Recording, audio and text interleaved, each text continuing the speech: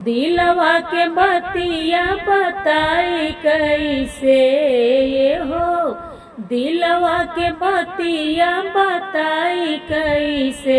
सैया ठाड़ है आंगना वहाँ बोलाई कैसे, राजा ठाड़ है आंगना वहाँ बोलाई कैसे।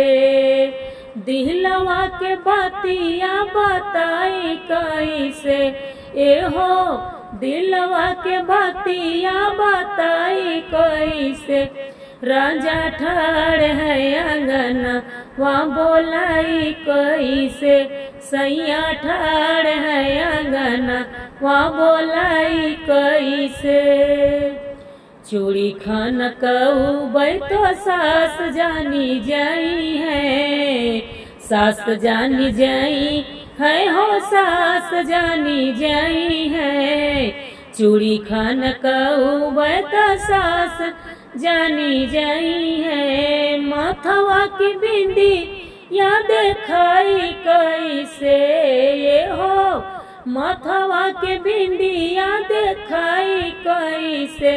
राजा ठाड़ है ओ सर वहाँ बोलाई कैसे, सैया ठाड़ है आंगना वहाँ बोलाई कैसे।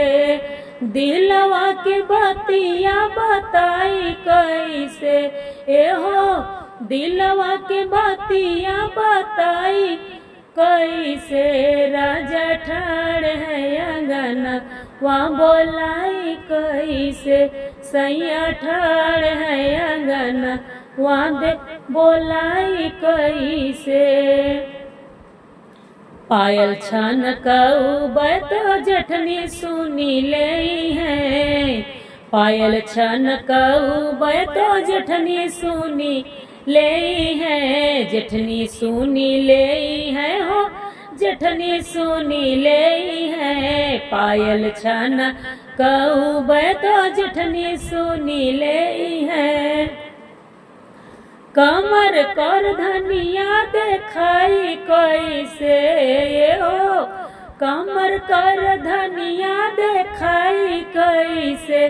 सैया ठाड़ है आंगना वहाँ बोलाई कैसे, राजा ठाड़ है आंगना वहाँ बोलाई कैसे। दिलवा के बतिया बताई कैसे ए हो, दिलवा के बतिया बताई कैसे। सैया ठाड़ है आंगना वहाँ बोलाई कैसे।